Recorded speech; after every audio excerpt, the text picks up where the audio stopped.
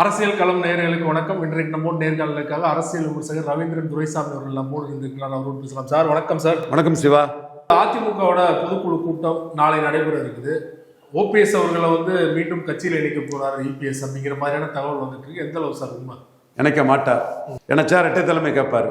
யார்? ஓபிஎஸ் இரட்டை தலைமை கேட்க நிபந்தனை இல்ல, நான் சேர்ந்துக்கிறேன்றாருல சொல்லுவாருங்க. நிபந்தனை இல்லாம சேர்ந்துட்டுறா. அதுக்கப்புறம் அவர் பொதுச் செயலாளரை பார்க்கறதுக்கு ஆர்வி உதயகுமாரையும் செல்லூர் ராஜகுடம்லாம் போனோம். அது தெரியாதவங்களா இருப்பாரு ஓபிஎஸ். தெளிவா தெரியும். அவங்களுக்கு கீழே ஆர்டர்ல கட்சியில கொண்டு போட்டுருவார். அதுக்கு பிறகு தலைவர் எடுத்ததான முடிவு. இப்போ ஒற்றை தலைமையை கொடுத்துக்கிட்டு குத்துதோ கொடையதோன்னு செங்கோட்டையெல்லாம் தப்பு பண்ணிட்டு இப்போ விஜய் கூட போய் விட்டேனா பார், எம்ஜிஆர் ஜெயலலிதா பேர்ல உன்னை பழி வாங்கன்னு விஜய் கிட்ட போய் செங்கோட்டையண்ணன் போயிட்டார். பாராட்டுகள் செங்கோட்டையண்ணனுக்கு. அன்னைக்கு பண்ணது தப்பு. ஒற்றை தலைமை கொடுத்தா இப்படிதான் வரும்னு சிவி சண்முகத்துக்கு தெரியாம, சிவி சண்முகம் வேற தனியா ஜெயலலிதா நினைவுக்கு வந்தாருன்னு சொல்றாங்க. அது ஒன்றும் பெரிய ஹைலைட் ஆகல. கேபி முனுசாமி இவங்கெல்லாம் அதிகாரத்தை எடப்பாடிகிட்ட கொடுத்துக்கிட்டு இப்போ பதவி வைக்கிறாங்க. ஒற்றை தலைமை 13 விழுக்காடு ஓட்டை இழந்ததுதான் உண்மை. அதான் சொல்றேன், சீமானுக்கும் சிஎம் கேண்டிடேட் கிடையாது, எடப்பாடிக்கும் சிஎம் கேண்டிடேட் கிடையாது, இப்ப PM candidate. CV Shanmugam, KP முனுசாமிலாம் ஓபிஎஸ் திரும்ப கட்சிக்குள்ள வரணும், இரட்டை தலைமை வேணும்னு விரும்புறாங்களா? இரட்டை தலைமையை விட்டுட்டு போனதுல அவங்களும் டம்மி ஆயிட்டாங்க. எடப்பாடி அவங்கள தூக்கி போட்டாலும் ஒண்ணும் இல்லை. குறிச்சி வச்சுக்கிடுங்க. சித்தாராமையாவை தூக்கி போட்டது மாதிரி அதிமுக முழுமையா தூக்கி போடுறதுக்கு இப்போ அடியாளா பயன்படுத்திட்டு இருக்காருல எனக்கு எதிராக வழக்கெல்லாம் போடுறதுக்கு. அந்த சிவி சண்முகத்தை தான் தோத்த பிறகு ஆளாட்டு 2026க்கு மேல எடப்பாடி தூக்கி போடுவார். அவரு ஜாட்டுகள் தேவிலால், சரண் சிங், ஒக்காலியா கவுடா, தேவகவுடா இவங்க மாதிரி செயல்படுவாரு. பிடிச்சிட்டாரு தெளிவா. அவரு ஒற்றை தலைமைங்கிறதுல விட மாட்டார். என் கட்சி நாளைக்கு என் மகன்கிட்ட போகும், அதை தாண்டி இங்க எதுவும் நடக்காதுங்கிறதுல எடப்பாடி தெளிவா இருக்கு. 2026 தேர்தலில் சீட்டு வாங்குறதுக்காக அதிருப்தி இருந்தாலும் அமைதியா இருக்காங்க எடப்பாடி அவர்கள் மீது. ஆனா 2026 தோல்வி அடைஞ்சுனா எப்படி மறுபடியும் எடப்பாடி தலைமை நீடிக்க நினைக்கிறீங்களா? அப்பதான் நான் சொல்றேன், சித்தாராமையாவை தேவகவுடா தூக்கி போட்ட மாதிரி சிவி சண்முகத்தை தூக்கி போடாது தேங்க மாட்டார். ஈஸியா தூக்கி போட்டு தலைவர்கள் ஒன்றிணைந்தா எடப்பாடி தலைமையில் இருப்பார் நினைக்கிறீங்களா?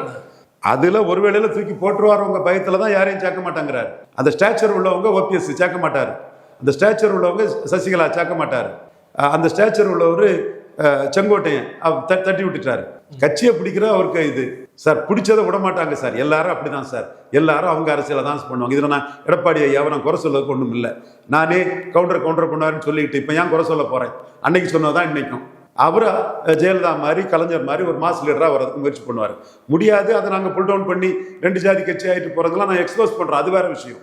ஆனா அவரு முயற்சி இப்படிதான் இருக்கும். நாளைக்கு என்ன மாதிரியான முக்கியமான முடிவுகள் எடுக்கப்பட நினைக்கிறீங்க பொதுக்குழுல? இரட்டை தலைமைங்கிற பேர்ல எல்லாம் குடிநிலை கொடுத்து யாரையும் சேர்க்க மாட்டாரு. அவர் ஒற்றை தலைமை ஆனதுங்கிறதுல எந்த மாற்றத்துக்கும் அவர் போக மாட்டார். இது எடப்பாடி கட்சி. எடப்பாடி பிரைமினிஸ்டர் கேண்டிடேட் இல்லாம அவர் பிரச்சாரம் பண்ணி 20 விழுக்காடு ஓட்டு எடுத்ததை கிளைம் பண்றாரு. அதை கேபி முனுசாமியே பாராட்டிட்டாரு. 19ஐயும் 24ஐயும் கம்பேர் பண்ணி. நான் தான் ரொம்ப டீப்பா போய் 24 சட்டமன்ற தேர்தல் மாதிரி தான் நடந்தது. பிரைமினிஸ்டர் கேண்டிடேட் இல்லாத சீமான் கிட்டையே 30,000 ஓட்டு தென் மாவட்டத்தில் குறைஞ்சிருக்கீங்க, புதுச்சேரியில் 4வது போயிட்டீங்க. இந்த மாதிரிப்பட்ட விஷயங்களை நான் தான் பதிவு பண்ணிட்டு இருக்கேன். அவங்க 2019 to 24 தான் எடப்பாடி ஒற்றை தலைமையில முன்னோட சாதிச்சிட்டாருன்னு தான் கேபி முனுசாமியே ஜாலரா அடிச்சு முடிச்சிட்டாரு. என்ன முடிச்சிட்டாரு? ஜாலரா அடிச்சு முடிச்சிட்டாரு. இன்னும் பெரியாருக்கு பாரத ரத்னா தான் அவரால் வாங்கி கொடுக்க முடியல. நான் இன்னும் திரும்ப சொல்றேன், நீங்க பெரியாருக்கு பாரத ரத்னா சொல்லி செங்குந்தர் சமூக நீதியையும் பரையர் சமூக நீதியும் சூறையாட முடியாது. அதே நம்ம தெளிவாக சொல்லிட்டு இருக்கேன் ஜாலியா. ஸோ ஒற்றை தலைமையில புடிய கொடுத்த பிறகு அவர் கட்சி அவர் வச்சதுதான் சட்டம். நாளைக்கு சீட்டுக்கு மிதுன் பழனிசாமி கிட்ட தான் போய் நிற்கணும். நாளைக்கு சீட்டுக்கு மிதுன் பழனிசாமி கிட்ட தான் போய் நிற்கணும். அதை நோக்கி தலைமை வருமா? அதிமுக இப்பவே நிற்பாங்கன்னு நினைக்கிறேன். பலர் நிற்பாங்கன்னு நினைக்கிறேன். ஸோ பிடிச்சாச்சு. பிடிய யார் விடுவா? அது நான் இன்னைக்கு இல்லை, 8 வருஷத்துக்கு முன்னாடியே விட மாட்டாருன்னு சொல்லியிருக்கேன். சசிகலா சிறைச்சாலையை விட்டு வந்ததுமே என்னோட படிச்ச ஐஏஎஸ் அதிகாரியா உள்ள முக்குலத்தோர் சமூக நண்பர்களே, அது இல்லை, வந்ததுமே அம்மா தப்பு பண்ணிட்டேன்னு காலில் விழுந்து எல்லாம் கொடுத்துருவாருன்னு படிச்ச முக்குலத்தோர் சமூக என்னோட சோதரர்களே சொன்னாங்க. அவங்க பேரை சொல்ல விரும்பல. நான் சொன்னேன், இல்லை சார், அதிகாரத்துக்காக தான் சசிகலா அம்மையார் காலில் விழுந்தாப்புல. அதுவும் ஜெயலலிதா அம்மையார் அரெஸ்ட் ஆகி உள்ள இருக்கும்போது பக்கத்தில் இருந்த சசிகலா அம்மையாரை ஜெயிலில் அவங்களையும் பார்த்துக்கிட்டு சாமிக்கும் கும்பாடு பூஜாரிக்கும் கும்பாடுன்னு போடுவாங்கல்ல, கும்பிட்டு காலில் விழுந்து கும்பிட்டு ஒரு ஜெயில் சூப்பரண்டா இருந்த ஒரு நாடார் என்கிட்ட சொல்லியிருக்கிறாரு. அப்படி இருந்தவர் தான் Edappadi Palaniswami. While Rome be Roman. இதை நான் குறை சொல்லலை. அதிமுக அத்தனை பேரும் அப்படிதான் இருப்பாங்க. ஒரு திருநாக்கரசு அண்ணன், PH பாண்டிய மாதிரி 1-2 வித்தியாசம் இருக்கலாம், மீதியெல்லாம் அப்படிதான் இருப்பாங்க. தப்புன்னு நான் சொல்ல வரல. அப்படி ஏன் இருந்தாருன்னா அதிகாரத்துக்காக இருந்தார். அப்படி அதிகாரத்துக்காக இருந்தவங்க கையிலேயே அதிகாரம் வந்துட்டு எப்படி விட்டு கொடுப்பாங்க சார்? இதை பார்த்தவங்க சார். இப்போ வந்து டிக்கெட் வேணும்னா எடப்பாடிட்டே முதுகுன்கிட்ட தான் போய் நிற்கணும், அல்லது முதுனை சார்ந்தவங்ககிட்ட தான் போய் நிற்கணும். இந்த அதிகாரத்தை யார் சார் விடுவா? விடவே மாட்டாங்க. எஸ்பி வேலுமணி கூட வந்து தோத்தாலும் எடப்பாடி தலைமை ஏற்றுப்பாரு நினைக்கிறீங்களா 2026 தேர்தலுக்கு அப்புறமா? ஏன்னா அவருக்குமே தலைவராகணும், ஒருங்கிணைப்பாளர்னு ஒரு ஆசை இருக்கு இல்லையா? தோத்தா மீண்டும் ஒரு பிரச்சனை வரும். வெற்றி தர முடியாத தலைவர்கள்ட்ட யாரும் இருக்க மாட்டாங்க. தோற்றா மீண்டும் பிரச்சனை வரும். எந்த அளவுக்கு தோக்காரு, எப்படி தோக்காருங்கிறத பொறுத்து தான் தோப்பாரு. அதுல எந்த மாற்றம் இல்லை. ஐபி ரிப்போர்ட் தோப்பாருன்னு கொடுத்துட்டாங்க. ஓபிஎஸ் 30 விழுக்காடுக்கு மேல வராதுன்னு கொடுத்துட்டாங்க. அது தேராதுங்கிறதுனால தான் அண்ணாமலைக்கு மீண்டும் முக்கியத்துவம் கொடுத்து பாஜக பிளே பண்ண ஆரம்பிச்சுட்டாங்க. அண்ணாமலை அயன்மேன் மோடி தட்டி கொடுக்குறாரு. அதுல இன்னொரு ஸ்ட்ராட்டஜி இருக்கு, இன்னொரு வியூகம் இருக்கு. அண்ணாமலையை வச்சு மோடிக்கு இன்னொரு வியூகம் இருக்கு. பதறாங்க எல்லாரும். 21 இவன் சொன்னது நடந்துட்ட, குருமூர்த்தி, இல கணேசன், சுப்பிரமணிய சாமி, ஹச்ராஜா இவங்கெல்லாம் சொன்னதை மீறி ஆடிட்டின்னு சொன்னது நடந்துட்ட, இப்பவும் நடத்திடுவானோன்னு ஒரு சில வியாபார கோஷ்டிகள் பாஜக வச்சு வியாபாரம் பண்ணுவான்ல, மேல இருக்க படத்தை அனுபவிச்சுக்கிட்டு வியாபாரம் பண்ணுவான்ல, அவன்லாம் பதறான். பட் எடப்பாடியை வச்சு தேராதுங்கிறது எல்லாருக்குமே தெரிஞ்சு போச்சு. மோடி அவர்கள் வந்து அண்ணாமலை வச்சு என்ன வியூகம் போடுறாரு பொறுத்திருந்து பாருங்க. அது இப்போ சொல்ல முடியாது. பொறுத்திருந்து எப்போ சொல்லுவீங்க? அப்போ காலம் வரும்போது சொல்லிடுவேன். எலெக்ஷனுக்கு அப்புறமா? எலெக்ஷனுக்கு முன்னே சொல்லிடுவேன். அது எடப்பாடி அதுல என்ன முடிவு எடுக்கிறாங்க பொறுத்து தான் அந்த வீகத்தின் வெற்றி சொல்லி இருக்கு. ஓபிஎஸ் அவர்கள் நிலைப்பாடு என்னவா இருக்கும்? நீங்க சொல்ற மாதிரி வந்து ஓபிஎஸ் அவர்கள் கட்சி ஆரம்பிக்க போறாரா? ஓபிஎஸ் அவர்கள் திராவிட இயக்கம் தந்தை பெரியாரே பலர் விமர்சிக்கும் போது திராவிட இயக்கத்தை ஸ்டாலின் தான் கட்டி காக்க முடியும்னு ஸ்டாலின் கூட இணைகிறது அவருக்கு நல்லது, அரசியலுக்கும் நல்லது. நம்ம சகாதேவ மாதிரி தான் நம்ம சொல்லுவோம். அதில் அவருக்கு அன்பழகன், சி சுப்பிரமணியம் இந்த மாதிரி அவை முன்னோர் மாதிரி ஒரு பெரிய பொறுப்பு ஸ்டாலினுக்கு கொடுக்க வாய்ப்பு இருக்கு.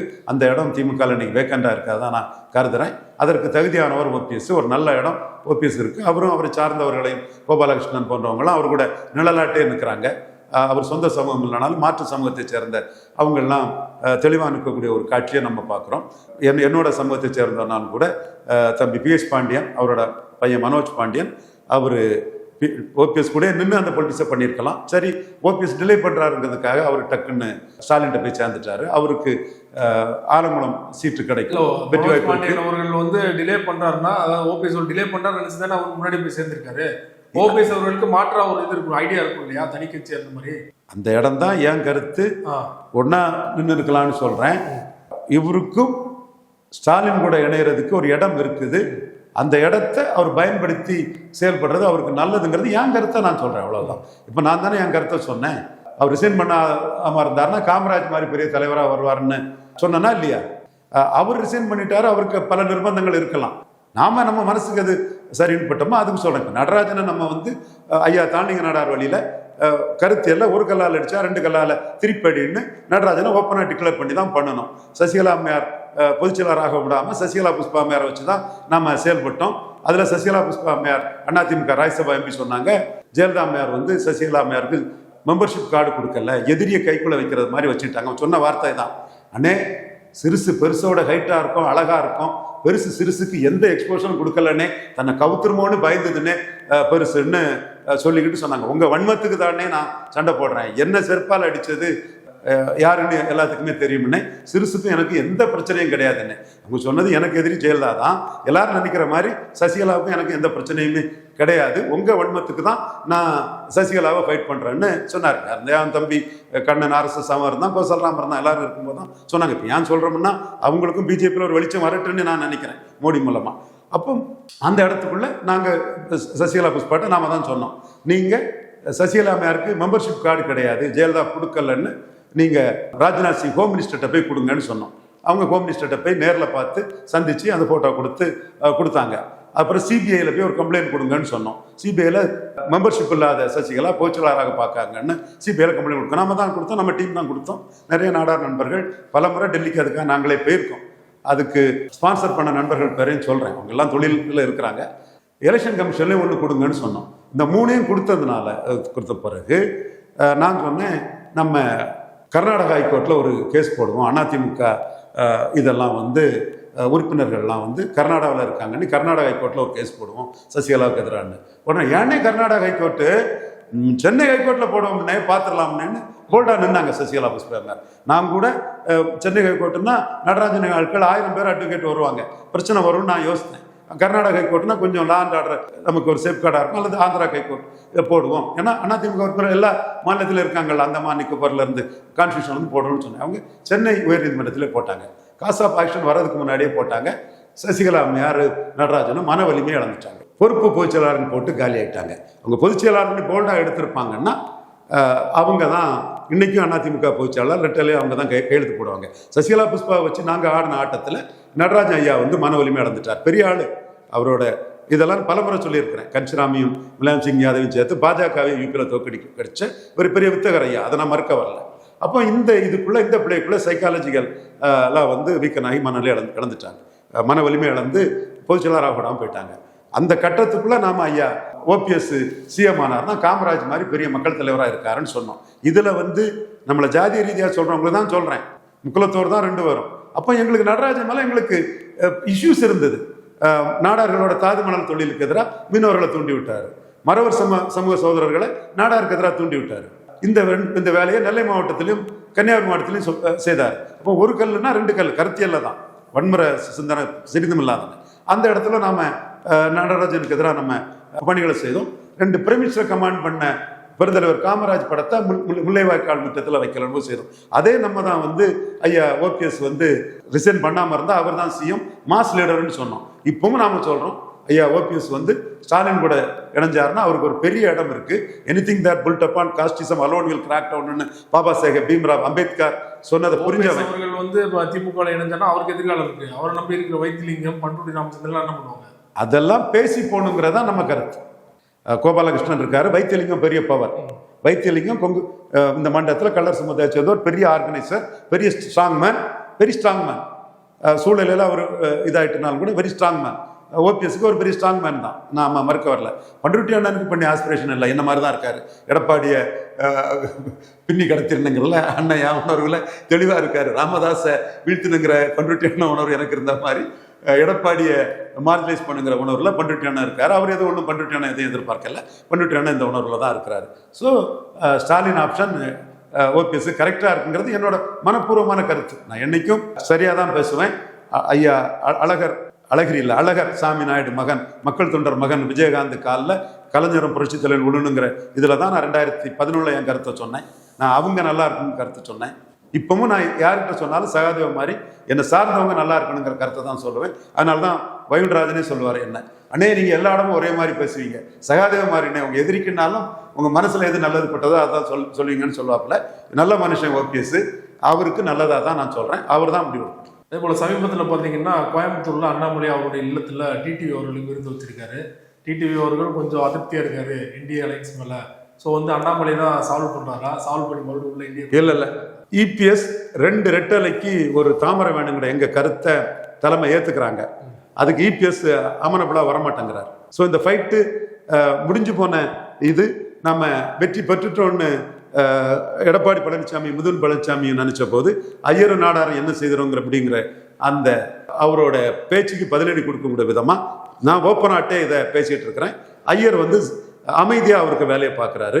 ஸோ ஐயரு நாடாரும் தான் இந்த இடத்துக்குள்ள எடப்பாடி வந்து பலத்தின் அடிப்படையில் சீட்டு தரலன்னா 29 டிச் பண்ணிட்டு போயிடுவார் வாங்கலன்னா. அது அண்ணாமலையும் அவருக்கு உழைப்பு அவருக்கு சீட்டு, அவர் எடுத்த 11.4. அவரை விட வேற யாருக்கும் அந்த சீட்டு வாங்கின அக்கறை இருக்காது. வேற மற்ற பிஜேபி தலைவர்களுக்கு அந்த அக்கறை இருக்காது. அவர் சாதிச்சாருங்கிற சாதனையே பாஜக வரலாற்றில் மறந்து போகும்னு நினைப்பாங்க. அப்போ அவருக்கு பிளேயை அவர் பண்றாரு அண்ணாமலை, அவருக்கு கேம் அவர் விளையாடுறாரு, அவர் தான் பிளேயர். நாம வந்து ஒரு மோடி ஒரு நன்மைக்காக, மோடி 29 ஏமாந்துடக்கூடாதுங்கிறதுக்காக 2 ரெட்டலைக்கு ஒரு தாமரைங்கிறத நாம ஃப்ளோட் பண்ணோம். இப்போ சுதாகர் ரெட்டி அதை ஏத்துக்கிட்டாரு, 67 சீட்டு கேட்கணும்னு சொல்றாரு. மேனன் அதை இப்போ ஏத்துக்கிறாரு. மற்ற அமித்ஷாவே வந்து ஆரம்ப கட்டத்தில் எல்லாமே ஈஸியா முடியும்னு நினைச்ச அமித்ஷாவே இப்போ எடப்பாடி இப்பவே ஏமாத்துவாருன்னா ஆர்டி டீம் சொல்ற மாதிரி 24 ஏமாத்தின மாதிரி 29 ஏமாத்திடுவாருங்கிறத அமித்ஷாவே புரிய ஆரம்பிச்சிட்டாரு. பிஎம்ஓட்ட இருந்தும் சில நோட்ஸ் வந்து இப்படி ஏமாத்திடுவாருங்கிறது இருக்குங்க போது ஹோம் மினிஸ்ட்ரிக்கு போகும்போது அவங்களும் இதை தெளிவாட்டு வந்து இப்போ அமித்ஷாவும் இதை உணர ஆரம்பிச்சிட்டாரு. அமித்ஷா தான் டீல் பண்றாரு. அதனாலதான் PL சந்தோஷ் அமித்ஷா இவங்கெல்லாம் வந்து 2 நாளைக்கு முன்னாடி டெல்லியில் சந்திச்சு பேசினாங்க. மோடி தான் இதில் தலையிட்டு எங்களோட கருத்தியலை மோடி 21 எடுத்தது மாதிரி இப்பவும் எடுத்து அண்ணாமலையை பாயிண்ட் பர்சனை வச்சு சில மூவ்களை பண்றாங்க. இன்னைக்குள்ள நிலைமை எடப்பாடி கிட்ட பலத்துக்குரிய சீட்டு வாங்கணுங்கிறது தான். அவர் சீட்டே சொல்ல மாட்டேங்கிறார். பார்லிமெண்ட் வேற, அசம்பிளி வேறங்கிறார். அப்பதான் நம்ம பாயிண்ட்ஸ். நீங்க பிஎம் கேண்டிடேட் இல்லாத சீமான்டே சவுத்துல 30,000 ஓட்டு கீழே போயிருக்குங்கிறதெல்லாம் அண்ணாமலை எடுத்து கொடுக்குறாரு. ஸோ இந்த விளையாட்டுங்கிறது எடப்பாடி கிட்ட சீட்டு வாங்குறதுக்கு தான். சீட் ஷேரிங் வந்து சரியா இல்லைன்னா ஓட் டிரான்ஸ்ஃபர் ஆகாதுங்கிற கருத்தை நாம மோடி கிட்ட நம்ம சொல்லிட்டோம்.